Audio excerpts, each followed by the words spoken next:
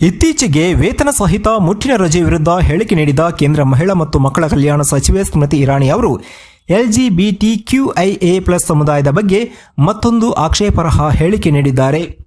ಕೇಂದ್ರ ಸರ್ಕಾರ ರಚನೆ ಮಾಡ್ತಾ ಇರುವ ಮುಟ್ಟಿನ ನೈರ್ಮಲ್ಯ ನೀತಿಯಲ್ಲಿ LGBTQIA+ ಸಮುದಾಯ ಕೂಡ ಒಳಗೊಂಡಿದೆಯಾ ಎಂಬ ಪ್ರಶ್ನೆಗೆ ಸಚಿವೆ ಸ್ಮೃತಿ ಇರಾನಿ ಅವರು ಗರ್ಭಾಶಯ ಇಲ್ಲದ ಯಾವ ಸಲಿಂಗಕಾಮಿಗೆ ಋತುಚಕ್ರವಿದೆ ಎಂದು ಪ್ರಶ್ನೆ ಮಾಡಿದ್ದಾರೆ. ANI ಸುದ್ದಿಸಂಸ್ಥೆಗೆ ನೀಡಿದ ಸಂದರ್ಶನದಲ್ಲಿ ಸ್ಮೃತಿ ಇರಾನಿ ಅವರು ಮುಟ್ಟಿನ ನೈರ್ಮಲ್ಯ ನೀತಿಯಲ್ಲಿ LGBTQIA+ ಸಮುದಾಯ ಸೇರಿದೆ ಎಂಬ ಪ್ರಶ್ನೆಯನ್ನ ಗಮನಸೆಳೆಯೋಕೆ ಅಥವಾ ಪ್ರಚೋದನೆ ಮಾಡೋಕೆ ಕೇಳಿದಂತಿಂತು ಎಂದು ಹೇಳಿದ್ದಾರೆ. ಡಿಸೆಂಬರ್ 13ರಂದು ಮನೋಜ್ ಝಾ ಕೇಳಿದ ಪ್ರಶ್ನೆಗೆ ಉತ್ತರ ನೀಡಿದ್ದಾರೆ.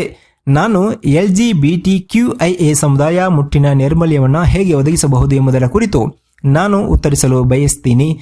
ಸಲಿಂಗಕಾಮಿ ಪುರುಷರಿಗೆ ಇದು ಅನ್ವಯ ಆಗುತ್ತಾ ಎಂದು ಸ್ಮೃತಿ ಇರಾನಿ ಪ್ರಶ್ನೆ ಮಾಡಿದ್ದಾರೆ. LGBTQIA ಸಮುದಾಯ ಎಂದರೆ ಲೆಸ್ಬಿಯನ್, ಗೇ, ದ್ವಿಲಿಂಗಿ.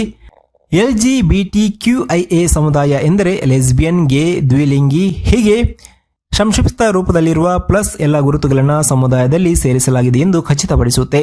ಮಹಿಳೆಗೆ ಋತುಚಕ್ರವು ಅಂಗವೈಕಲ್ಯವಲ್ಲ, ಇದು ಮಹಿಳೆಯರ ಜೀವನ ಪಯಣದ ನೈಸರ್ಗಿಕ ಭಾಗವಾಗಿದೆ ಎಂದು ಸ್ಮೃತಿ ಇರಾನಿ ಹೇಳಿದ್ದರು.